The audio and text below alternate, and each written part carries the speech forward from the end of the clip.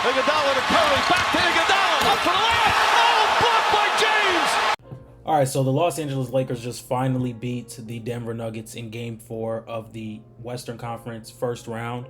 I feel like if the Lakers knew how to close games more, this would be a 2-2 series. I mean, I'm talking about Game 2 specifically. I mean, you were up 20 points.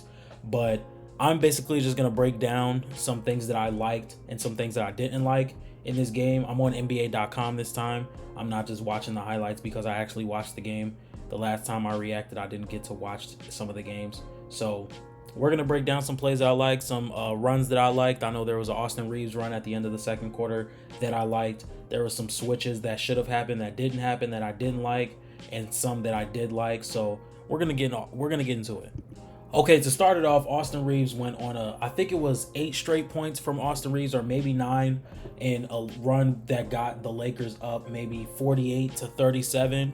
So we're basically going to break down every play. Austin Reaves is being currently guarded by Reggie Jackson. He's going to get the screen. He's going to stop and pop for 3. That's an easy 2.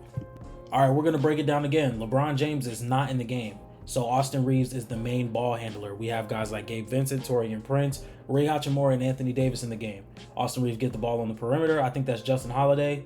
He gets an easy foul call.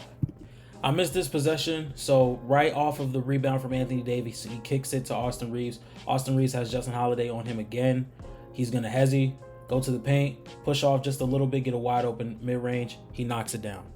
Basically, what I'm trying to get at is the Lakers are feeding the hot hand. Austin Reaves has made 3 straight possessions. He hit a 3. He got going at the free throw line. They gave him the ball again. So I feel like that's really big with the Lakers because we saw a thing in Game 2, I think, where the LeBron and AD high pick and roll was working the whole first half, and then they barely used it in the second. So to see them consistently going to what works in a 3 possession course, I think that's very big against a team like the Nuggets, especially when the Lakers half-court offense has not been great.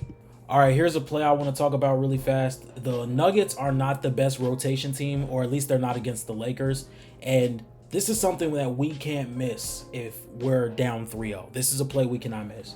So Austin Reaves is going to give it off to AD. LeBron's going to come around for the screen. Notice how they're significantly off of D'Angelo Russell. They are holding the ball way too long, and now he closes out. So basically what I'm trying to say is they need to make the Nuggets pay for being late on rotations. If we're gonna run it back one more time. All right, if we watch right here, LeBron's holding the ball way too long. Austin Reaves is holding it way too long. It allows Caldwell Pope to find D'Angelo Russell in the corner. Austin Reaves has to chuck up a bad shot. Now the Nuggets are going the other way, having a chance to cut the lead below double digits going into the second half, which is something we do not want to have. In this possession coming up, this is the very next possession, by the way. The Nuggets do the same thing, but they are able to get a good look for Jamal Murray because they are trying to make the Lakers pay for having bad rotation defense. They're going to get the ball to AD. Jamal Murray is going to get to the corner. He's going to get a good look. It doesn't go down, but this is something that the Lakers need to do. Make the Nuggets pay for bad rotation defense. All right, here's a play I also noticed. Now I'm going to pause it right here. Rui Hachimura and Anthony Davis have been the 2 players that have been guarding Nikola Jokic the most out of this series. So what we're going to see is Michael Porter Jr. is going to give the ball back to Jokic. He's going to come across the screen, and then he's going to get an open 3. So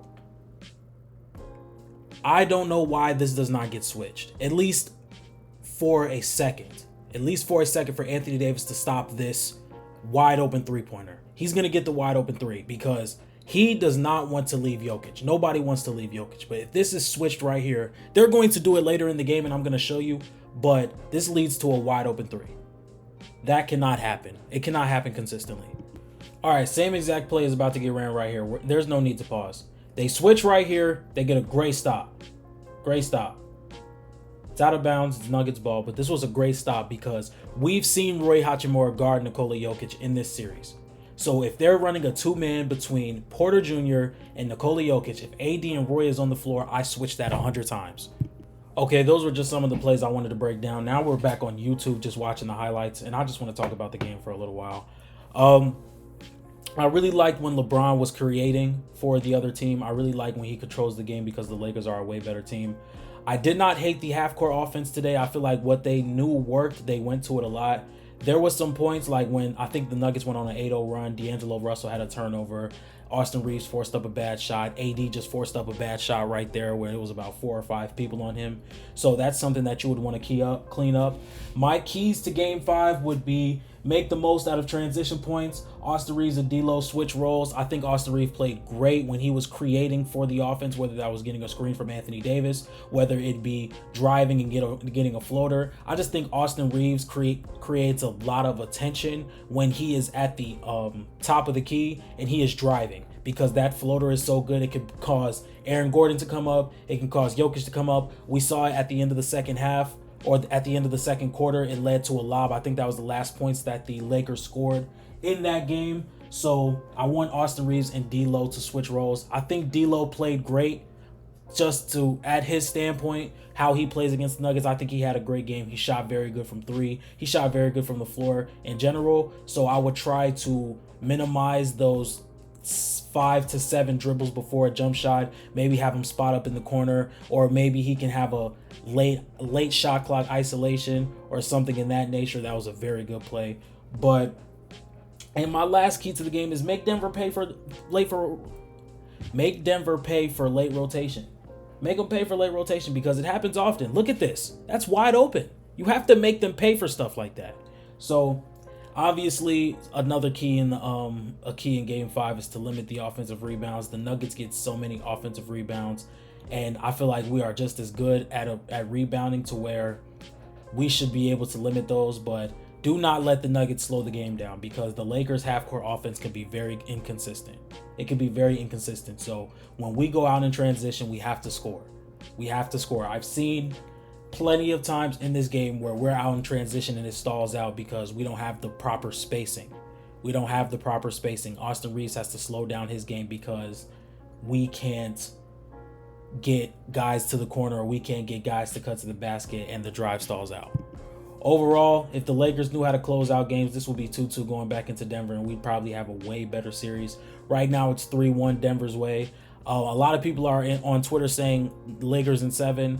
I think the Nuggets win in 5 games before this goes to a 7-game series. Not gonna lie, I would love to see LA win in Denver and go back in game 6 in LA, but I just don't see it happening. I really don't. This was a great game, and I'm happy that LeBron and the Lakers aren't getting swept, because obviously I am a Laker fan, but I just don't see it happening. So if you guys like daily NBA content, breakdowns like this, make sure you hit me with a like, comment, and subscribe, and I'm out.